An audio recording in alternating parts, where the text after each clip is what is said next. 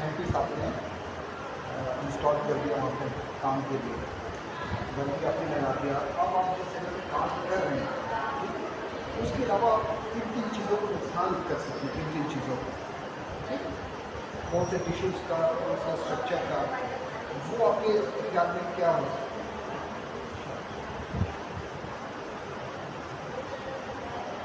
आप बंद लेके पेशेंट के मुंह में जा रहे हैं हैंड पीस, तो आपको किन चीज़ों का ख्याल है?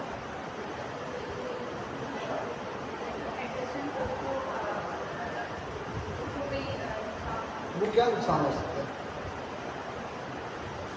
ये हो गया, ये हो गया, इसको क्या नुकसान हो सकता है? शाबाश।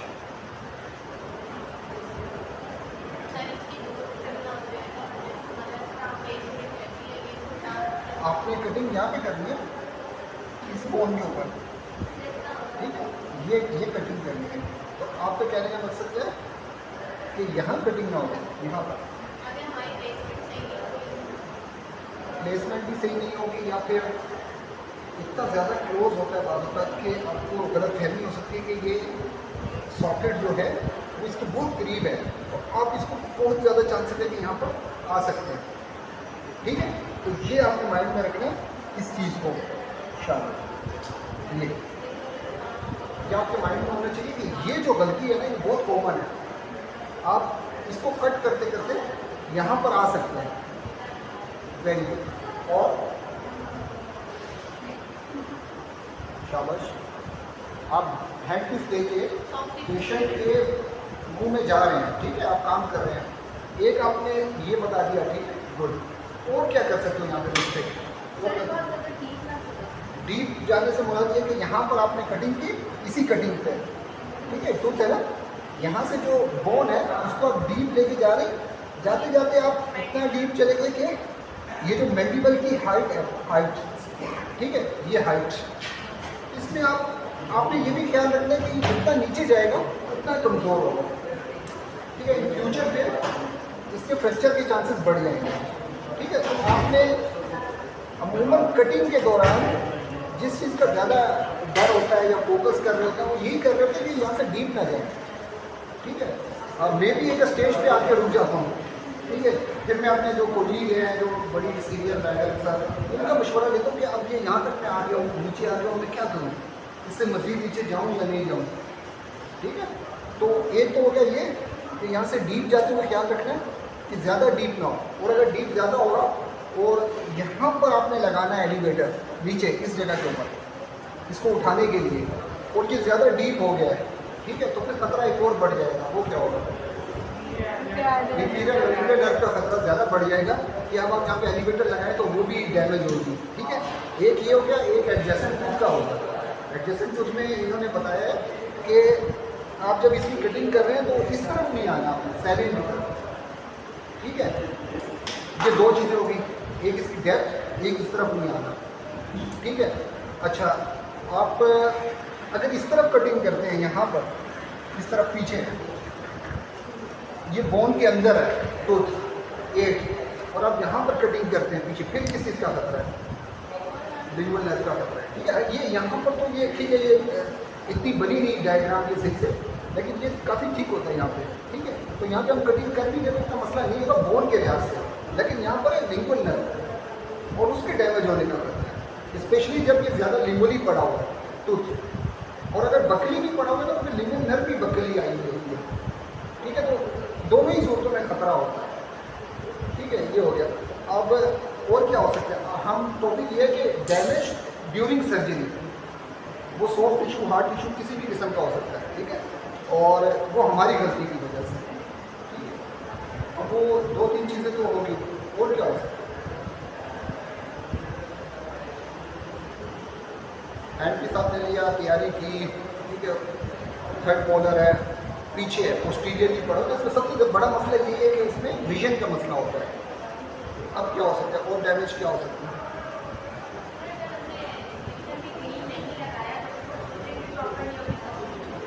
फिर वो तो बात तो मसला हमारी वजह से क्या गलती हो सकती है?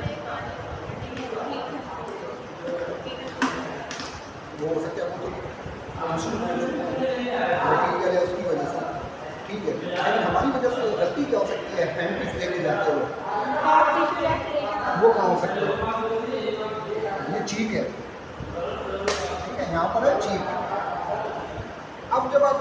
यहाँ पर काम कर रहे हैं ना और आप नए हैं, ठीक है, आपको नहीं मालूम कि ज़्यादा तजर्बा नहीं है, तो याद रखिएगा यहाँ से जो है ना आपने फ्लैप दिया हुआ है, तो फ्लैप बहुत क्लोज है चीक के।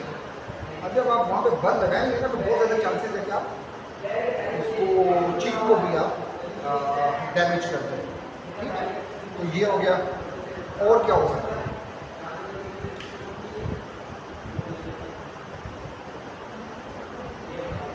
ये वो चीज़ें जब आपका 1 महीना पूरा हो चुका है, अब आपको इस पर काम करना है ना, ज़्यादा पेशेंट भी ज़्यादा हो रहे हैं, तो आप हैंडपीस दिया आपने, आप गए वहाँ पर काम करने के लिए, तो इन चीज़ों का बहुत ख्याल रखना है, ठीक है। रश भी आप लोग पेशेंट पे होते हैं, लेकिन फिर भी आप लोग जो है ना जब काम करते हो तो इन चीज़ों का ख्याल रखें।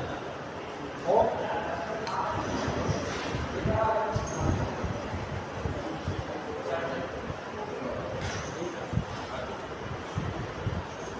यहाँ पर क्या है पीछे?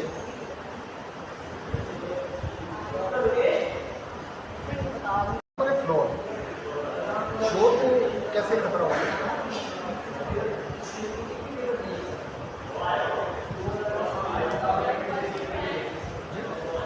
डैमेज ड्यूरिंग सर्जरी, ठीक है। हमने उसको कैसे बचाना है, आपको समझना है कि क्या क्या हो सकता है, क्योंकि 3-4 चीज़ें यहाँ पर हम डिस्कस कर चुके हैं। अब ये कि फ्लोर की तरफ गए हैं, ठीक है, उसको कैसे खतरा हो सकता है, उसको कैसे हम अपने नज़र में रखना है?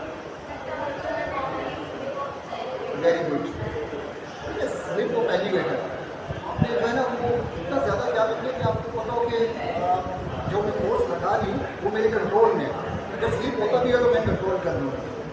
तो विजिलेंट रहना ना ड्यूरिंग सर्जरी ज़रूरी है, ठीक है। फ्लोर को खतरा हो सकता है, चीक को, एडजेसेंट टीथ को, नर्व को, ठीक है। और एक बहुत बड़ी चीज़ जो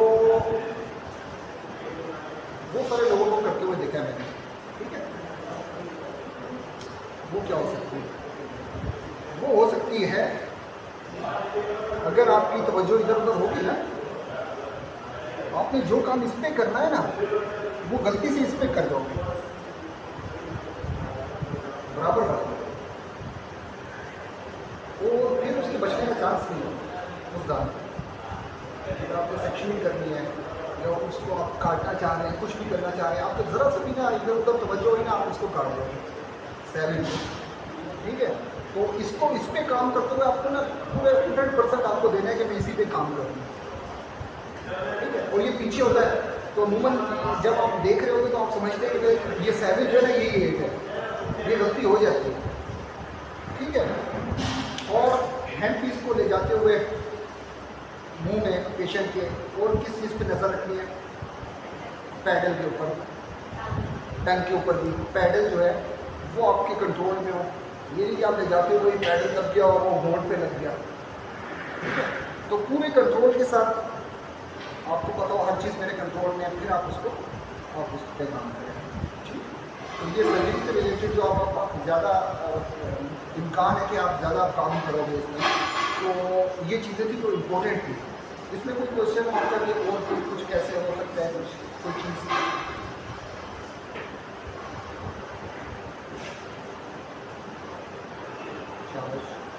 अच्छा, एक और चीज़ है कि कुछ जो है वो देखने में जैसा भी हो उसका पता उस वक्त चलता है जब आप काम करने के लिए ईजी भी लग रहा होता है, लेकिन जब आप काम करने जाते हैं तो वो मुश्किल हो जाता है, ठीक है। तो किसी भी चीज़ को आप ये ना समझे कि ये सिंपल है, हर चीज़ को आप ये समझे कि मैंने प्लान के साथ जाना है और कुछ भी हो सकता है, ठीक है। अच्छा, और इसके जो है ना प्लानिंग ज़रूरी है निकालते हुए। अगर आप इसको ले एक्सरे को ले और जाके वहाँ बैठ गए काम के लिए और काम शुरू करते हैं, तो फिर वो काम जो है ना हो सकता है मे बी कि वो 10 मिनट हो जाए 15 मिनट में, लेकिन अगर प्लानिंग नहीं है तो फिर आप फंसे हैं उसमें, ठीक है। वो 3 घंटे 4 घंटे जो भी आएगा उस पर काम करने के लिए वो क्या करेगा, वो नए सिरे से अपनी प्लानिंग बनाएगा, और इस तरह पेशेंट को भी मसला होगा, आपको भी मसला होगा, समझ में नहीं आएगा आप क्या करना है। तो इस तरह के जितने केसेस है इन्फेक्शन के उसको पहले बैठ के डिस्कस करो, ठीक है। अब उस जगह पर बैठ के हम फिर कह रहे होते हैं कि अब इस तरह हो गया तो अब हम क्या करें, ठीक है। अगर हमने पहले प्लान किया होगा, हमने कहा 15 मिनट वैसे वेट करेंगे नॉन सर्जिकल, उसके बाद हम सर्जिकल चले जाएंगे, सर्जिकल नहीं होगा उसको मजीद बढ़ेंगे आगे, सेक्शनिंग कर देंगे, ठीक है। उससे भी काम नहीं चलेगा, फिर आप और नया स्टेप लेते जाएंगे। लेकिन अगर प्लानिंग नहीं होगी और हम 1 घंटा उस पर लगा देंगे नॉन सर्जिकल पे, तो फिर बाकी क्या टाइम बचेगा। तो एक दफ़ा ये केस पहले एक दफ़ा डिस्कस करो कि ये करने जा रहे हैं कैसे होगा। 15 मिनट 20 मिनट वैसे आप लगा लें, फिर उसके बाद सर्जिकल शुरू करें, ठीक है। बाकी तो आपको मालूम है कि वो हाई स्पीड से जो सर्जिकल एम्फाइसीमा हो जाता है, ठीक है, वो इतना रिकमेंडेड नहीं होता।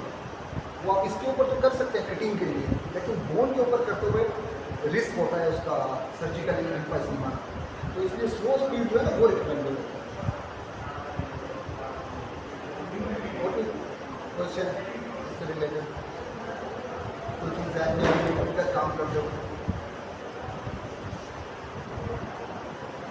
नहीं, उसको यहाँ ख़त्म करते हैं, ठीक है। फिर साथ साथ जो जो आएगा मसला उसको देखते हैं। Thank you.